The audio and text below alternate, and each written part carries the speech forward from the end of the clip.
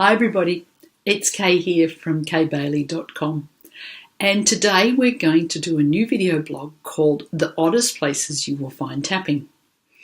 Now, what does that mean?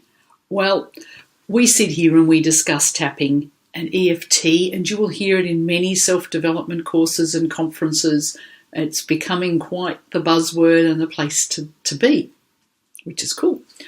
But you'll also find it in many other places. And one of those places you'll find it is on the sporting field. And if you pay attention, you will see people, as they're coming out to play in the grand final or something, just doing some of this stuff.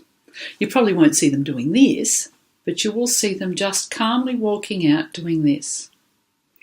And there's been some quite famous examples in the rugby and the basketball, in some of the running sports. There's been a few times where you will see people just doing this.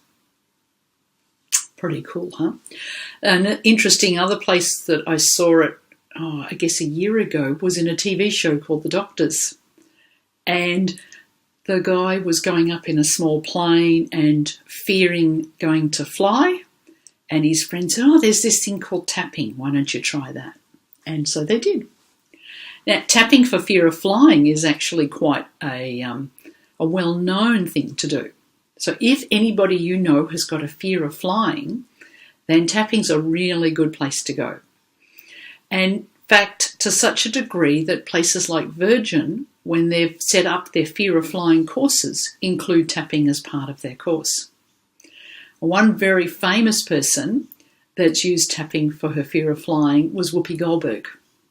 And there are YouTube clips with her explaining how this has worked for her.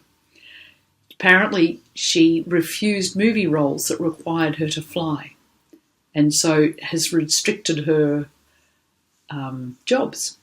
Now, she's still quite famous, so obviously didn't restrict them too far, but she felt that her fear of flying had restricted her life. And though she was offered this course on flying and reducing the fears, she took it. And what they taught her was tapping. And there are just so many places that we can use this skill that we now have at our fingertips to help us in our lives to overcome the fears. So exam pressure. And there's actually some research being done now of tapping in schools. And the research has mostly been done with the high achievers, the kids who are in the elite class, because they tend to be the kids who are also very, very stressed about exams and can push themselves into illness. And so they did this tapping and found that, yes, it did help them actually do better in their exams, but also have less illness and less stress around their lives.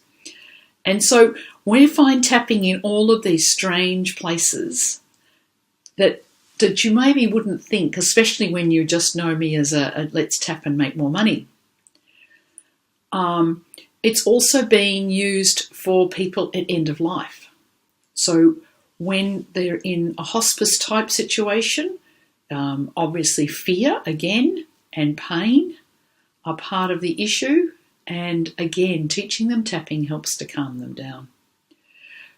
Disabled children.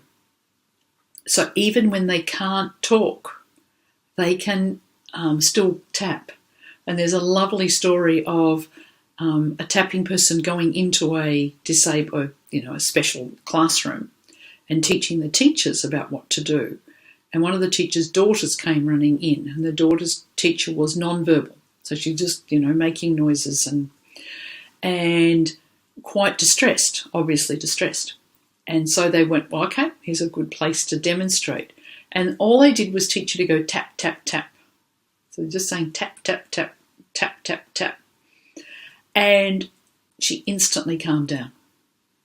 So what an absolute brilliant tool to have to help someone calm down.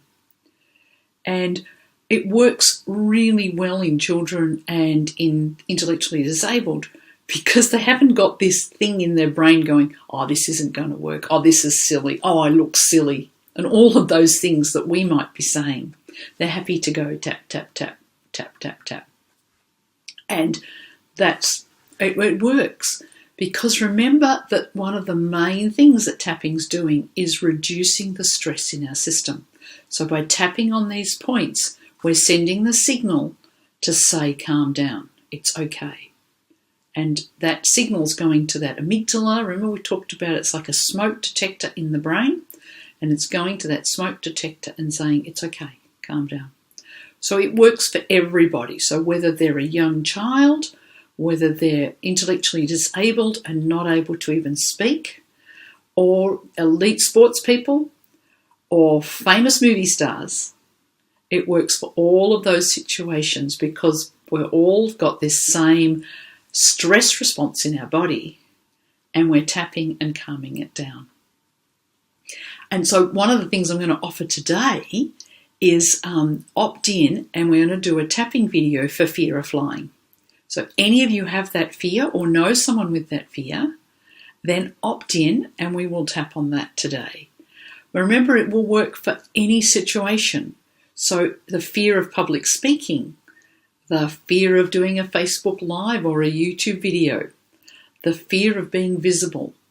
And that's why it works so well for business and making money, because there's so many steps that we need to take that has us feeling like, I can't do that, I can't, that, and that fear response comes up.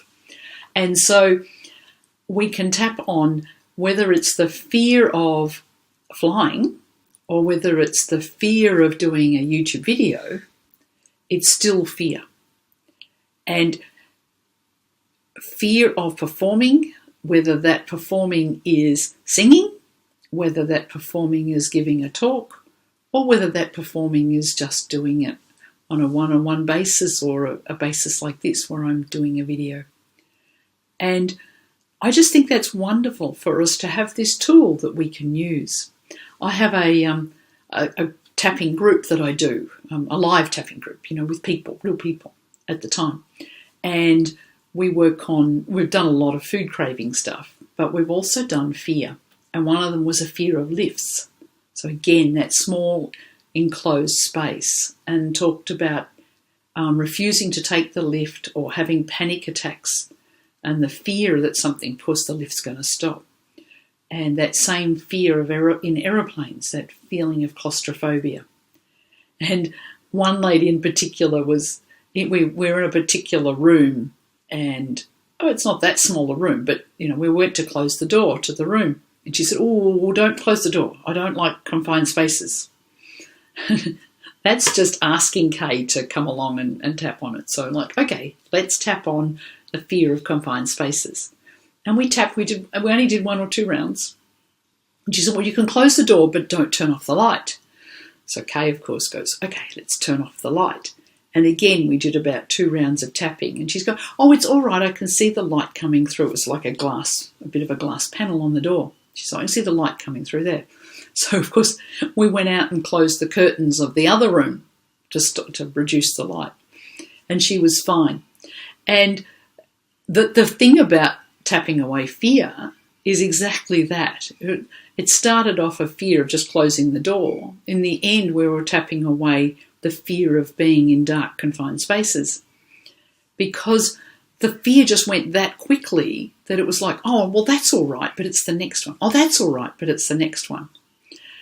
So that's what tapping can do, and that's where tapping can be found in strange places.